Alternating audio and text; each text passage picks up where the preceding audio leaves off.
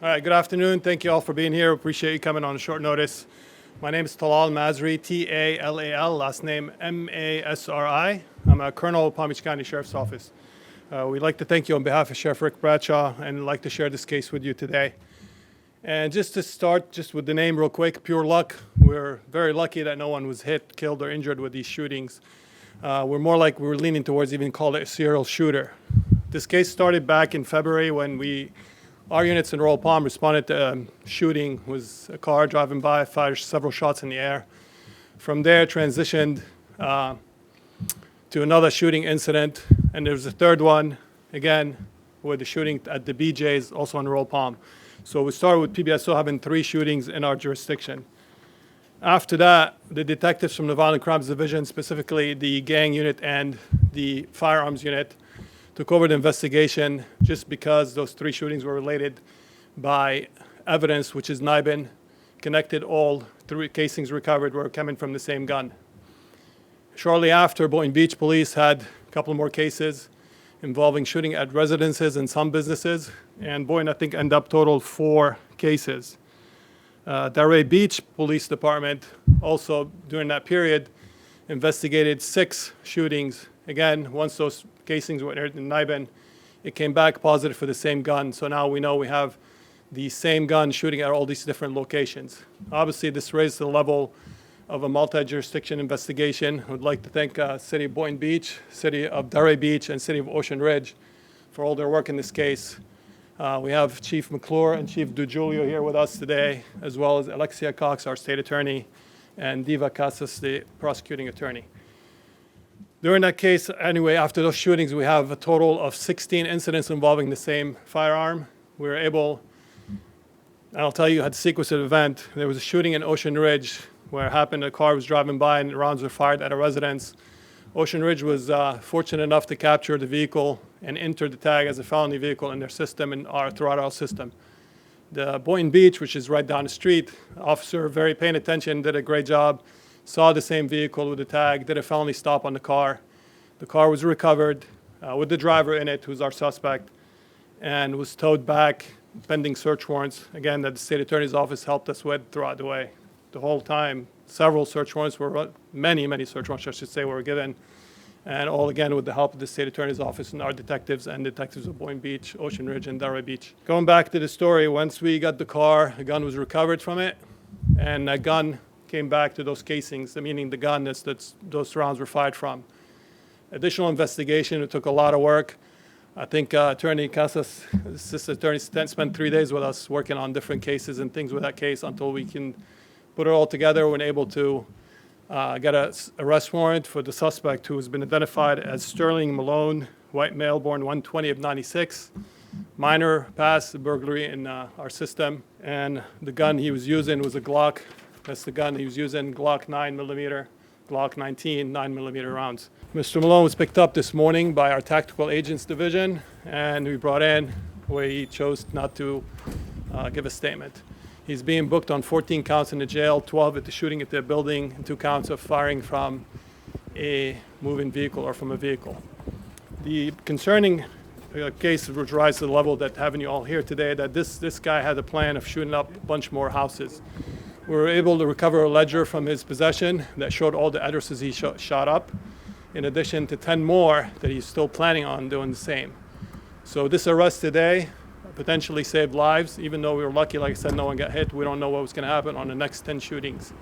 This is very concerning to all of us, and that's why we worked around the clock on it with our partner agencies to make sure this guy won't hurt anyone or shoot anybody else's house again. As we speak, the investigation is still ongoing. I know some questions we're not going to be able to answer or some information we're not be able to provide to you, just because, as of this morning, we confirmed another NIBIN hit that was not included in the charging document. So there's more hits coming, and the investigation is ongoing.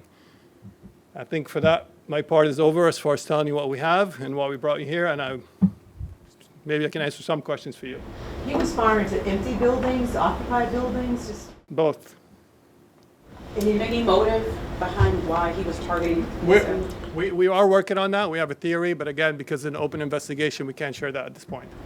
And you say there are more incidents that you haven't released yet that are happening. How did you find out about that? Again, whenever we recover casings, we have a policy and protocol in Palm Beach County, and with Sheriff's Office, we've been pushing this for a long time. All casings recovered from any shooting, we just don't take them and put them in evidence. We test them in a NIBIN system, and we see if they're matched to other shootings. In this particular case, all those casings came back to the same gun, same shooting, same person.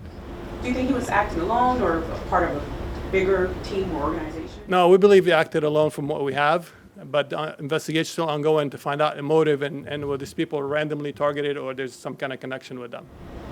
Have you guys ever seen any incidences similar to this one? We do work cases. That's why we have the gun unit that tracks all the shootings that happen in the county. So basically, whenever an agency enters, the casings recovered from a scene into the NIBIN system. It's going to come back. This gun, these casing, this topic was shooting involved in the city of Delray Beach. The second one was involved in Riviera Beach. Third one was involved in Palm Beach County Sheriff's Office jurisdiction. So all these agencies will get contacted, and the detectives will reach out to other detectives to work them together. So it does happen on a lot of instances. The biggest thing that we come from, we say that criminals have no jurisdictional boundaries. They don't care where they shoot, whether it's Delray, Boynton, Ocean Ridge, Riviera, Palm Beach County. Doesn't matter. That's why we work those cases as a one jurisdiction. Any information on his past and criminal past? I mentioned earlier, it just has a minor burglary past, nothing violent. We did recover evidence from him, like I said, the ledger, the gun, a bunch of recently purchased ammunition. So we're confident that he was planning on continuing with the spree, and luckily we're able to stop it. And this started in February, you said? Yes. And it ended in Ocean Ridge with an officer? It ended actually, last one I believe was at Delray Beach. I'm sorry, Boynton Beach, last case was 7/14. No one was hurt in any. Luckily, no one was hurt. Do you believe that he was looking to hurt someone, or was he just looking to threaten people or scare people? I really can't answer to his state of mind what he was thinking when he was shooting at people, but whenever you fire a gun into a building, there are people in it, I'm pretty concerned that somebody might get hit or shot or killed, you know?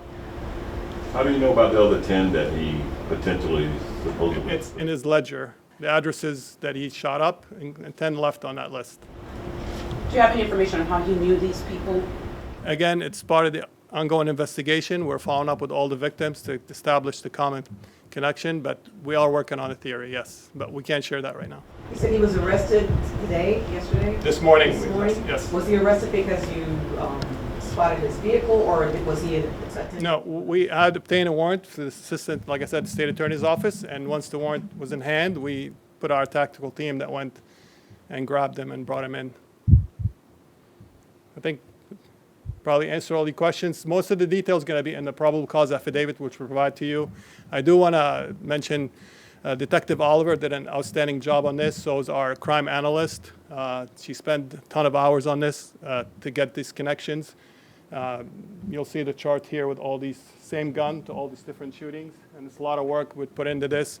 And I believe we have a solid case. We'll continue to work with our partners with the state attorney, like I said, and we look forward to successfully prosecuting him.